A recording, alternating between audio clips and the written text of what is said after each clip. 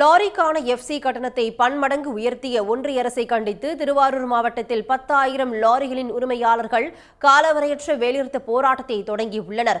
இதுகுறித்த தகவலை தர காத்திருக்கிறார் செய்தியாளர் வெங்கடேசன். தற்பொழுது 10,000 லாரிகள் காலவரையற்ற வேலைநிறுத்த போராட்டத்தில் தற்பொழுது லாரியோட உரிமையாளர்கள் ஈடுபட்டிருக்கிறார்கள்.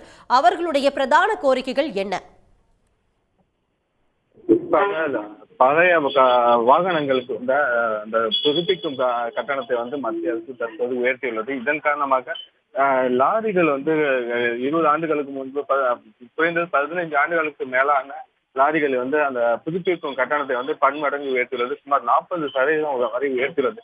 800 ரூபாய் இருந்த கட்டணம் தற்போது 28,500 ரூபாய் வரை உள்ளதால் லாரி உரிமையாளர்கள் இந்த கட்டணத்தை செலுத்த முடியாத புதுப்பிக்க முடியாத நிலை ஏற்பட்டுள்ளது.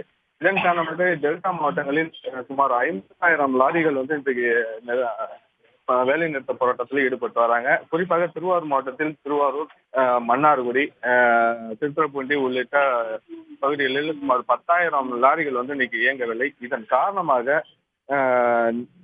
விவசாயிகள் தற்போது அறுவடை பணிகள் தொடங்கிய நிலையில நெல் கொள்முதல் செய்தும் நெல்லை கிடங்குகளுக்கு ஏற்றி அனுப்பும் பணிகள் பாதிக்கப்பட்டுள்ளது. இதனால் விவசாயிகள் தற்போது பாதிப்படைய உள்ளனர். மேலும் ரேஷன் கடைகளுக்கு அரிசி உள்ளிட்ட அத்தியாவசிய பொருட்களை கொண்டு செல்வதிலும் சிரமம் ஏற்பட்டுள்ளது. இந்த லாரி வேலை நிறுத்தம் நடத்துவதால் தற்போது பொதுமக்கள் அனைவருக்கும் சற்று பாதிப்பு ஏற்படும் என்பதும் குறிப்பிடத்தக்கது. உடனடியாக மத்திய அரசு இந்த கட்டணத்தை எஸ்டி கட்டணத்தை உடனடியாக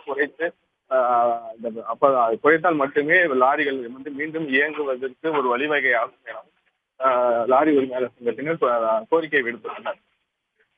வெங்கடேசன், உங்களுடைய தற்போதைய தகவல்களுக்கு நன்றி. உடனுக்குடன் செய்திகளை தெரிந்து கொள்ள சன் நியூஸ் பெல் ஐகானை கிளிக் பண்ணுங்க.